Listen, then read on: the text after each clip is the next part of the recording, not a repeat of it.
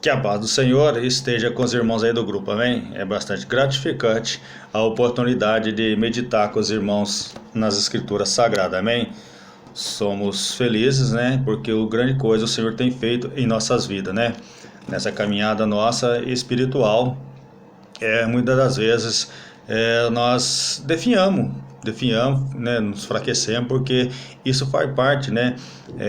Da essência do ser humano, né? Nós devemos entender sempre que não existe um super crente, né? E não existe um homem ou uma mulher perfeito, até mesmo na adoração ao Senhor Jesus Cristo. Somos falhos em tudo, mas somos salvos, né? E fortalecidos pela graça, a misericórdia e o amor de Deus para com as nossas vidas, né? Sem perca de tempo, quero meditar com os irmãos aqui no livro de Lucas, Lucas capítulo 22, versículo 31. Que as escrituras diz assim: Simão, Simão, eis que Satanás vos reclamou para vos peneirar como trigo. Eu, porém, roguei por ti, para que a tua fé não desfaleça.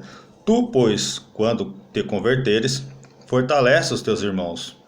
Ele, porém, respondeu: Senhor, estou pronto a ir contigo, tanto para a prisão como para a morte. Mas Jesus lhe disse: Afirmo-te, Pedro, que hoje 3 vezes negarás que me conheces, antes que o galo cante. Amém?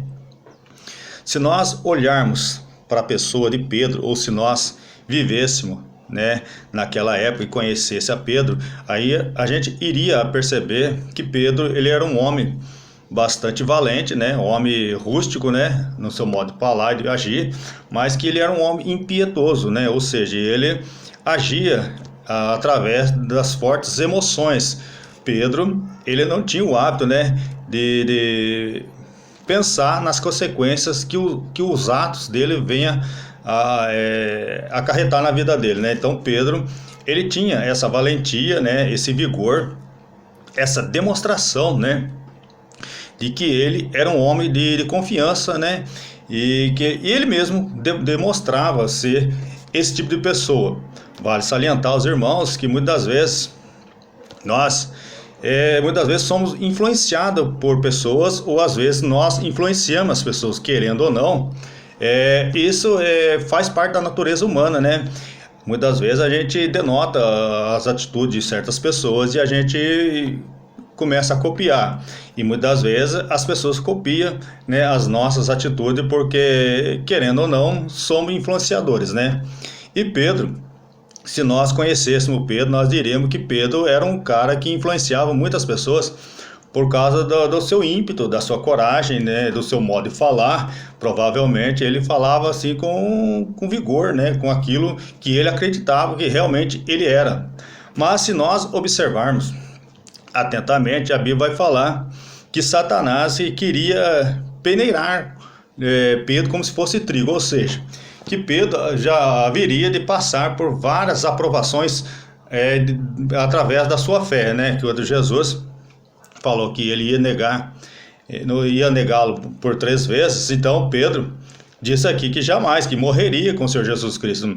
Mas Pedro percebeu e entendeu que a força dele não está no que ele fala e não está no que ele é, mas a força dele está naquilo que ele entende que ele não é ninguém. Se nós observarmos que a nossa força é a nossa fraqueza, então a gente percebe e entende que Deus é que age nas nossas vidas para que nós venhamos nos fortalecer na fé. O que eu quero dizer com isso? Eu quero dizer o seguinte, irmão, que nós temos que entender que não é o meu conhecimento vasto nas Escrituras Sagradas que faz eu ser um crente temeroso a Deus. Não é também a minha prática religiosa que vai fazer com que eu seja uma pessoa fervorosa na pessoa de Deus. Também não é as minhas ações, né, de caridade, essas coisas que me faz um crente verdadeiro. Mas o crente verdadeiro é quando ele reconhece que as que a força dele está na pessoa do Senhor Jesus Cristo. E quando a gente demonstra a nossa fraqueza diante de Deus, ele preenche nós com o Espírito Santo, né? E esse Espírito Santo guia a gente em toda a verdade.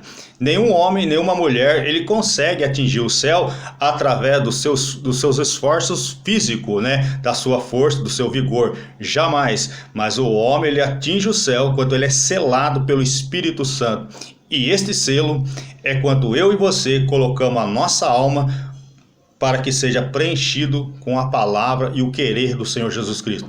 Essa palavra, ela é viva e eficaz, ela transforma o nosso modo de agir e falar e faz com que eu e você sejamos cidadãos celestiais, amém?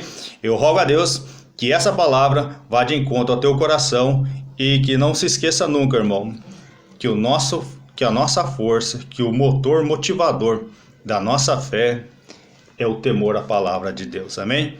Que Deus abençoe cada um dos irmãos.